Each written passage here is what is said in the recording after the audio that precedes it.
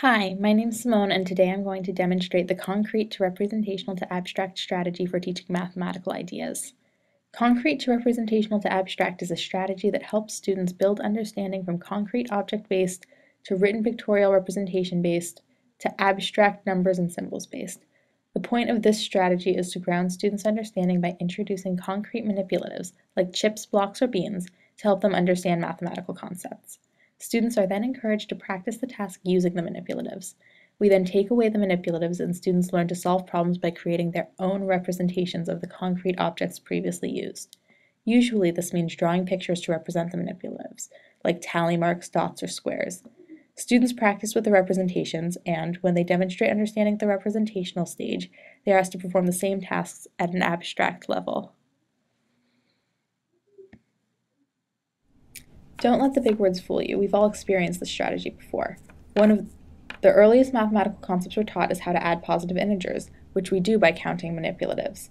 If I have 3 red M&Ms and 4 yellow M&Ms, how many do I have altogether? We would put the M&Ms together and then count them.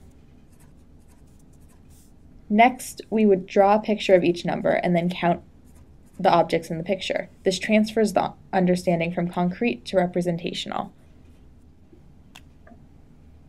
When we master addition, we are at the abstract level and no longer need the concrete and representational aids. We can also use this strategy to help students make sense of more complex mathematical concepts. Factoring polynomials is an algebra skill that is conceptually challenging for many students.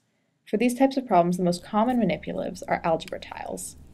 To use algebra tiles to demonstrate factoring, students should count out the tiles that demonstrate the equation. Then they must combine the tiles to form a completed rectangle. The length of the sides are the factored components. This connects to the area model for multiplication, which helps students ground the newer abstract concept of factoring in prior knowledge. Once students become adept at factoring using algebra tiles, we will remove the algebra tiles from the equation.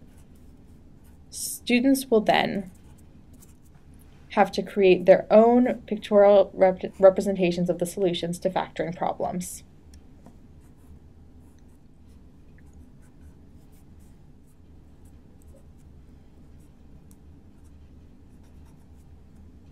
After becoming comfortable with the representational level, students may then progress to solving problems at the abstract level, using only the given numbers and symbols. Another benefit of this strategy is that they can use it to check their work after they reach the abstract level. Even when they reach the abstract level, some students will continue using the representational aspect of the strategy whenever possible. Algebra tiles can be purchased online, or students can use virtual online libraries of manipulatives. There are also templates in books and online to create your own algebra tiles. The CRA strategy helps tie together conceptual and procedural knowledge, as well as incorporating visual, spatial, and kinesthetic learning styles to engage students and help them make connections to the material. When using the CRA strategy, always choose manipulatives that appropriately represent the concept being taught. Be sure to include the abstract notation at every level so that students have repeated exposure and the opportunity to link the abstract notation to the objects and pictures they are using to represent it. Finally, provide students with plenty of opportunities to practice at every level. Thanks for tuning in, and I hope you'll use the concrete to representational to abstract strategy to help students build conceptual understanding of mathematical ideas.